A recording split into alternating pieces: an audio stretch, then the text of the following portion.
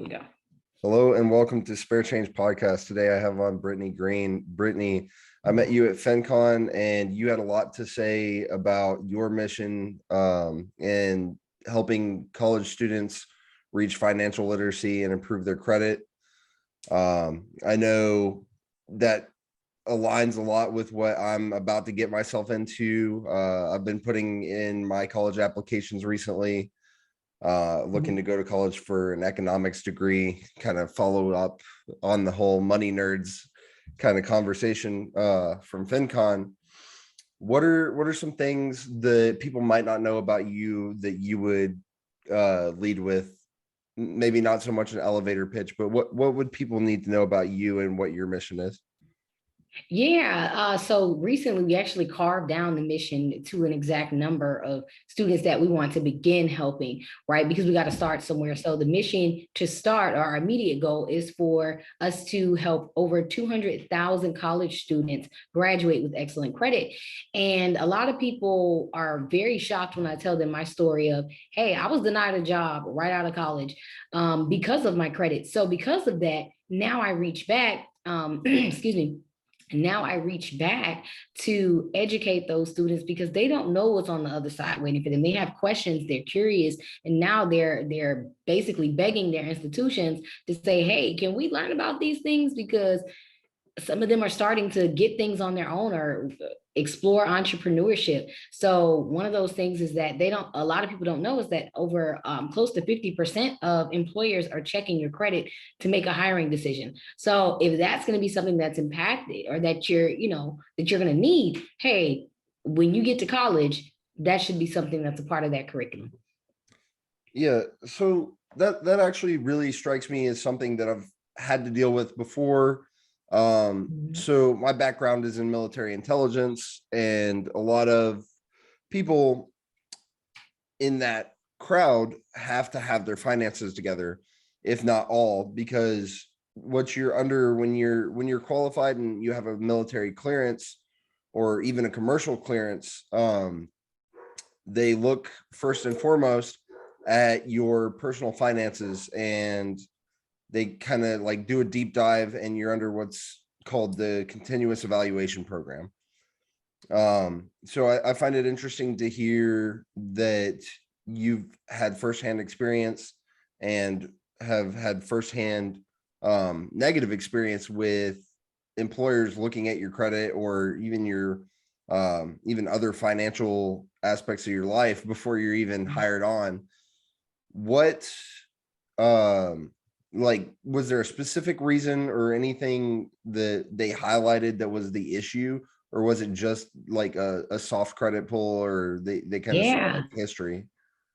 That's a good question. They don't really tell you unless you ask. I didn't actually think to ask, which now I'm kind of regretting that I didn't. But at that point, I really didn't understand. I was like, okay, well then what do I need to do to get it up? Like at that point, back in 2017, my goal was, hey, I'm looking to climb the ladder. I'm looking to do these different things. And if this is going to be a stepping stone, whatever it is, fix it. I can tell you what was wrong with my credit at that time.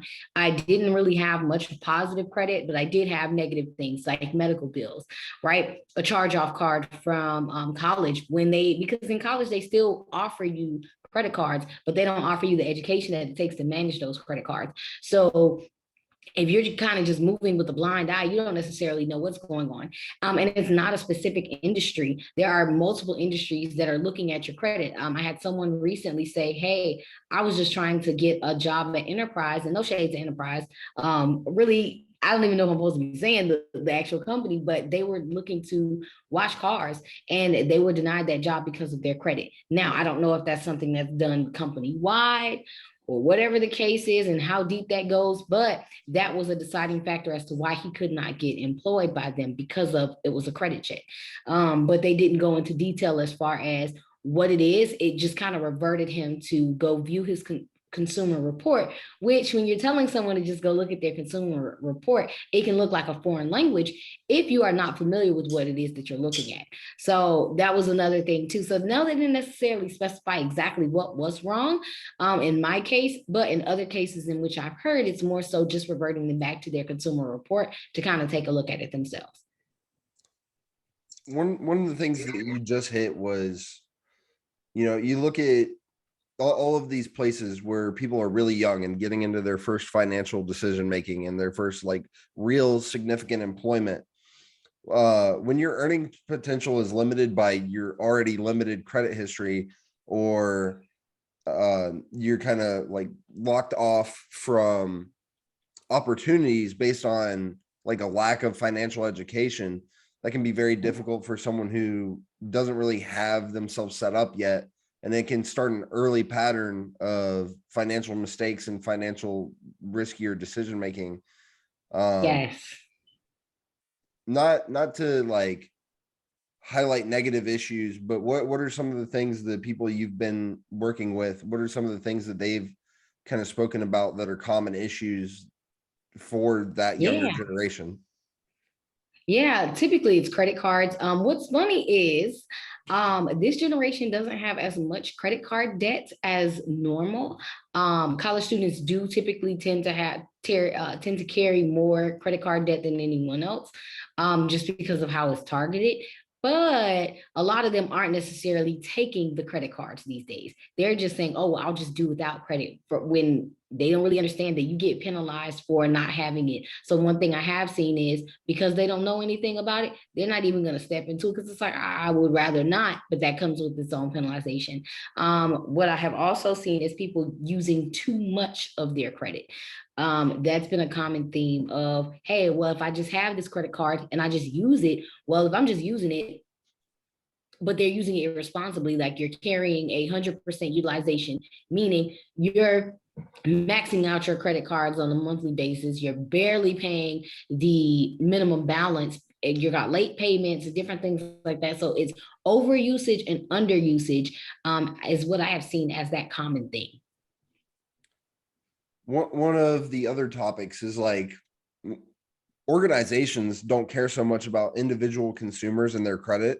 And a lot of the times, the younger you are, the more likely you are to fall into predatory lending, or maybe not so kosher practices of like, yeah, we'll give you this credit card and we're not going to check your credit. We're just going to allow you to have it. And then you get caught up in the idea of, well, I've got this money now, but you start to spend it and now you're paying interest on the meals that you're eating, or even the like smallest things that you could think of. You buy a candy bar, you're paying interest on it. That's a huge concern when it comes to a younger audience, because they don't really necessarily have the capital to cover those expenses at such a young age. And I think it's especially true for people who don't have their first career, that if you're wrapped up in predatory lending that early, it can impact you for years. Yep.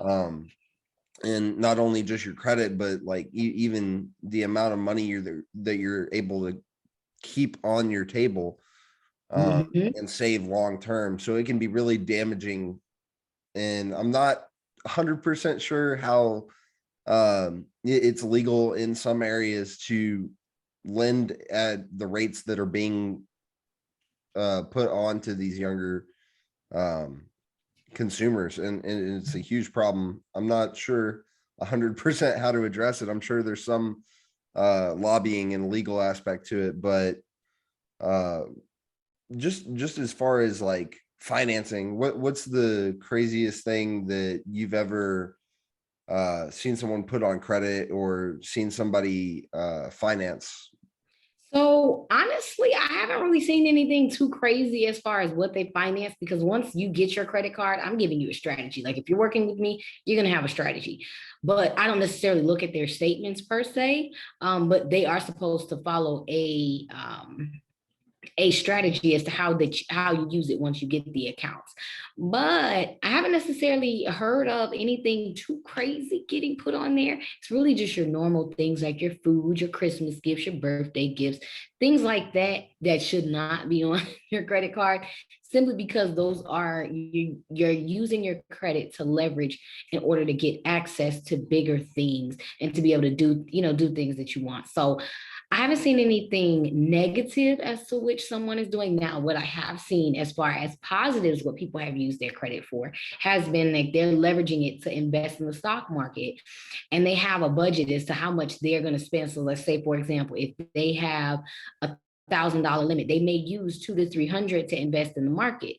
Well, then they know that when they get their check back, that's already something that they can pay, and they can pay it back in increments. That way, they're able to invest bigger in the initially, and then pay it back over time. So I've seen things like that, but nothing too crazy, thankfully. In the credit charging space, now you're talking about collections and all that other stuff. Now I've seen some interesting things there, but not necessarily from that aspect of what they're using it for.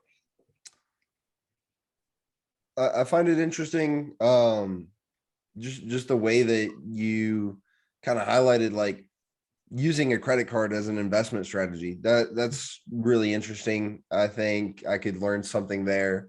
What other strategies do you help implement?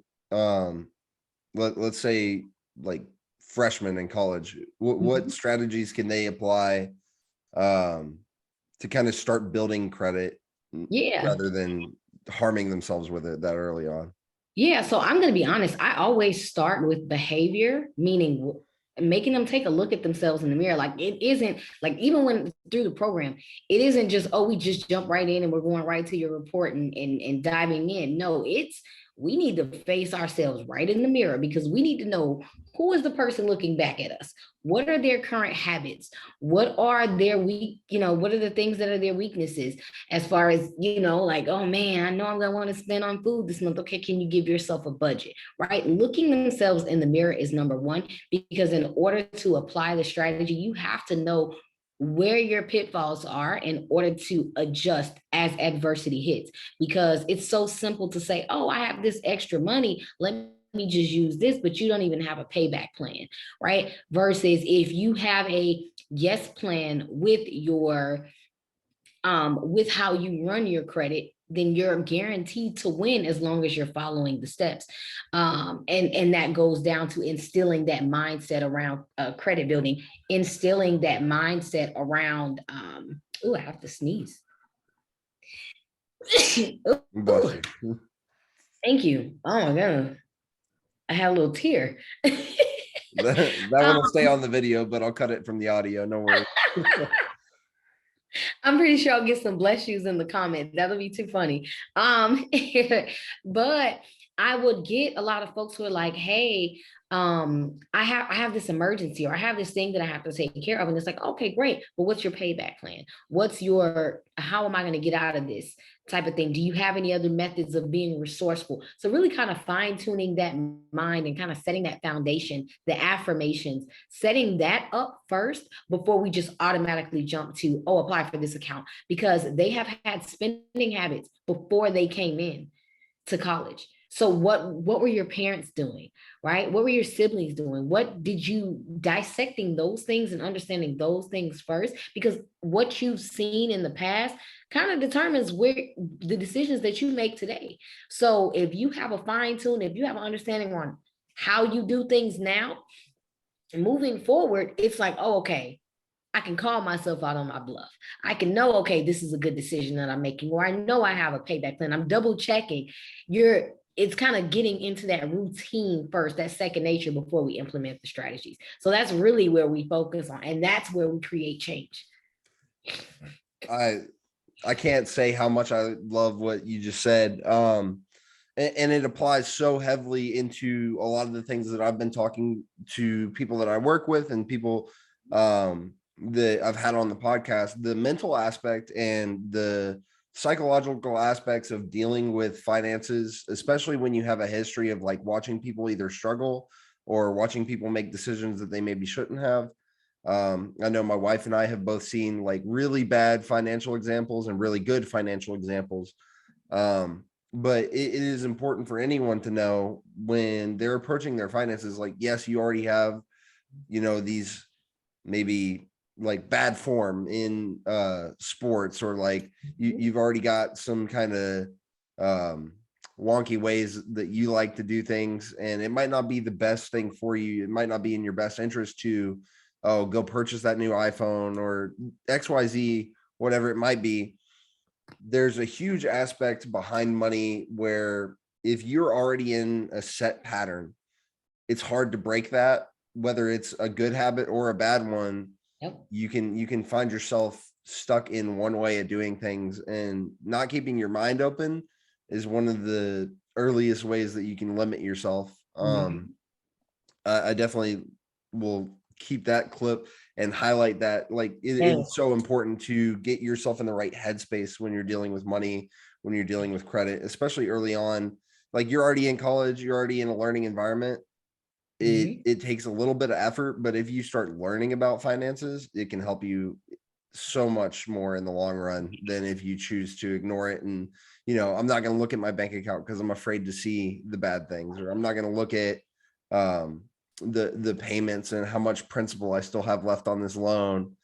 Because, I'm going to just be in debt forever, just like 80% of Americans. That mindset can be shifted. And I think it's important to highlight that, it is a mindset issue first and foremost, and then it's an education issue for a lot of Americans, especially. Yes, and that's one of the things, which is why we target and focus on behavior and mindset, because at the end of the day, your credit is going to fluctuate. Doesn't matter how much you know the strategies, life happens. So if you fall ill, or if you lose your income, or something shifts, it's important to be able to know how to bounce back. And a lot of people don't understand the power of resilience as well as embracing failure, because it doesn't, even I, as a credit expert, have failure. I'm running a business as an entrepreneur. Things fluctuate. So guess what that means? Credit fluctuates. So because of that, but me knowing the principles makes it easier for me to jump right back in the game and not feel defeated when contrast of life happens. So having that focus on embracing failure and learning the power of resilience is going to be those master skills we want to hone in on, because the rest of everything is going to amp itself up automatically, because it's going to be second nature. Your second nature is going to be to go back to the things that make you feel good, or go back to the things that help you rise up when you're, facing contrast. So it is 90% mindset, 10% skill set when it comes to this credit game. Just addressing the whole set of skills and what people can put in their toolkits. What are some of the factors that are most impactful when it comes to people's credit and wealth building? Yeah, so right now, with how the models are made up, you have your FICO model and you have your Vantage model. Understanding the differences between those two, but also understanding that both of them are equally important in lending decisions, because now lenders are starting to look at both your Vantage scores and your FICO scores. So that is number one. Your payment history, everything is on trended data now. They're not just looking at your score and saying, oh, I see a 756, I'll grant you this money. No, they're looking at to see what, because they know how simple it is to boost your score nowadays. They're looking at what you've done over the past year to 2 years to see what is your trended data. What do you do on a month-to-month basis? Can we trust you long-term? Not just by what your score says right now, right? And your usage, that goes into play with your trended data, because are you carrying a maxed out credit card on a month-to-month basis, right? Or are you keeping a consistency of low credit card usage, keeping your debt to income ratio on the lower spectrum? Are you doing those things? Because if you're doing those things, then they're like, oh, okay, your trended data is nice. We can trust you long term. So really, it's really all boiling down to what is your trended data? And just even to say that if your trended data wasn't the strongest over the last year, you can start developing that now. All you need is a good 6 months as a head start, and to continue that moving forward. There are people that will give you a chance at 6 months of worth of good consistent payment history. There's folks that'll give it to you at a year, at 3 months. But they want to see at least that you have a pattern of good behaviors before they can lend you anything different. I think that really wraps everything in such a clear package that people can start attacking the smaller problems first, and then kind of building up. I know one of the things that I've talked with other people that I've had on is like, you can have multiple loans, but which one do you start with? Like which one do you start paying off first? And you could start at, this is the lowest remaining balance and tackle that right away and just eliminate it altogether. You can Yeah. start with, compounding some of the other like disparate loans, whether it's a home loan and a car loan, and you want to kind of consolidate that debt together and then pay on a lower interest, or maybe even refinancing Right. a loan that you've kind of been at a higher level interest. I know my wife had, I didn't know at the time, but she had told me, I'm paying 15% APR on this vehicle, and it was a Chevy Malibu with an oil leak. I was like, this is not Wow. what you want to be doing. Like, you can trade that Right. in. The cost will be added to your new car in whatever balance you had left on the old one. But if you can get it at a lower interest, the cost balances out. And that's one of the things that we've both been learning about, is like how, lending can be very predatory if you're younger and you not even realize like how much interest money you're paying versus how much principal you're paying down on a loan. Right. I think it's also important to even knowing like the smallest ways that you can help yourself. One of the things that I've highlighted that I learned from I'll give her a shout out, Lacey Langford.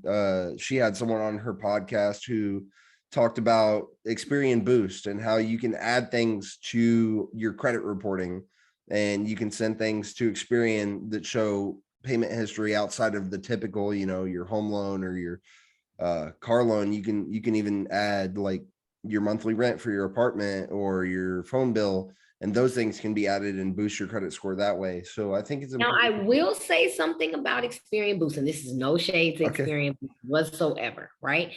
But make sure that whatever you're getting reported. Now, I do know about rental payments, but make sure that it's getting added to all three bureaus. Typically, and what I've seen in the past, it could be changing. And if it's changing, I'm loving it.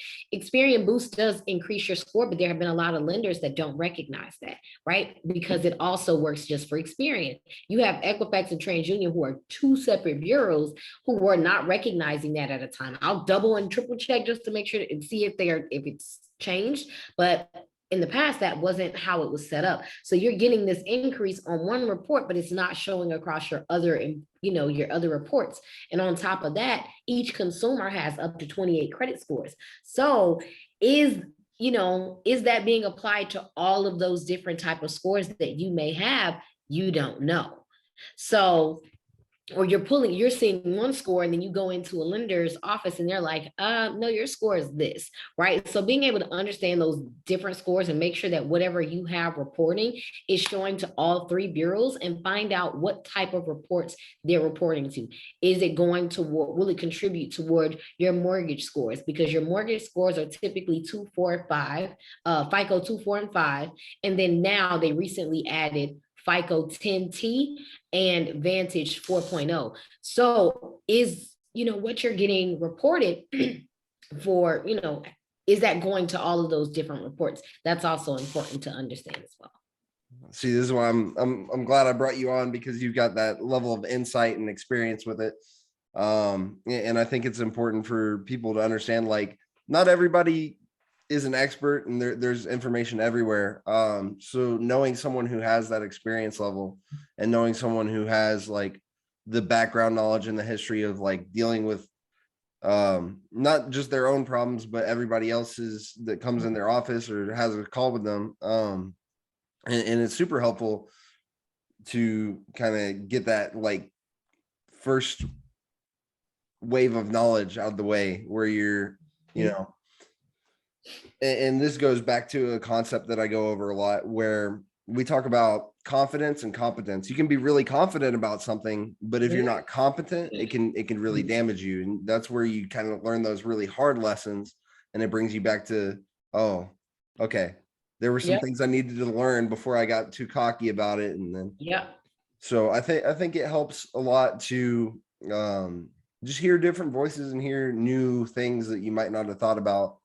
And it's super important to, like you said, cover all of your bases, because when someone is looking at giving you money, it's not a free transaction just to, go wild with. When someone's looking Right. at giving you money, they're going to want to make sure that you can pay it back in Right. every aspect that they want you to. Mm-hmm. Um, just as kind of some final points to maybe just get background on what kind of brought you into the financial space, what made you interested in helping others build their credit, build their wealth, and even just like entrepreneurship and business. What are some of the things that brought you into that space, and where can people learn more about what you're doing and learn more about your goals? Yeah, so honestly, it all started with my inability to advance due to my credit and knowing how hard I worked in school. Like they have you work hard, like you're in school from the time that you're like 5 and sometimes earlier up until like you're 25. So if you're taking all this time to become educated and you're doing the internships and you're doing all these different things, you want to you want to be compensated for that. So the fact that that was a hindrance for me, I had to understand that that was probably a hindrance for many other folks out here as well. So because of that, let me help and give back as much as I can, educational wise, work with and partner with institutions to put this curriculum in with their, annual things that they do to help their students develop personally outside of their curriculum, because times are changing and we're not able to just, oh, go in and be the perfect studious folks. People aren't having that anymore. People want to be personally developed. So because of that, I said, okay, this is a need. And this is where I find myself having so much fun educating and giving back. So that's honestly where I decided, how I decided to get into the industry. But now, as I'm developing things, I will say for anyone out there listening, you need to focus on personally developing yourself first. The best investment that you could ever make, no financial vehicle, it is yourself. By investing in yourself, the financial vehicles that you need to invest in to make yourself wealthy will come. But you have to understand who you are, what you want to do, how you want to do it, what type of impact you want to make in order to live a life that's fulfilled and not just a life constantly chasing the next financial wealth vehicle, right? You want to make sure that whatever it is you're doing, it's true to you and who you want and how you want to make an impact and imprint on this world. I couldn't even say it better if I tried. I definitely appreciate that background and just the real idea behind everything that you do and the effort that you put into it. You can tell it's just so high energy, and like there is that passion and dedication to help people with their financial issues. Yes. Where can people learn more about what you're doing and how they can Yeah. find you? Yeah, you guys can visit me at www.crowned, like a crown with an ED, financials with an S, LLC.com. That's where you can find me on my website. You can find me on Instagram, TikTok at I am Brittany Greene. So that's BrittanyGreene. Don't forget the E. And you can find me on social media sites. I'm always dropping free content, events. I do have an event coming up in November for college students. So if you're a college student, I don't know when it's going to be put out, but if you are a college student and you're looking to get some education on credit, get to my Instagram, set the notification bell on. This way you can be attuned to when the event is happening or when future events are going to be happening if you hear it after the November 12th date. Awesome. And Brittany, I appreciate your time today. I know you're very busy, and I definitely not only had fun talking about finances, had fun talking about credit building, but I learned some things as well. So definitely value your time and appreciate you coming on. Yes, thank you so much for having me. Absolutely. All right.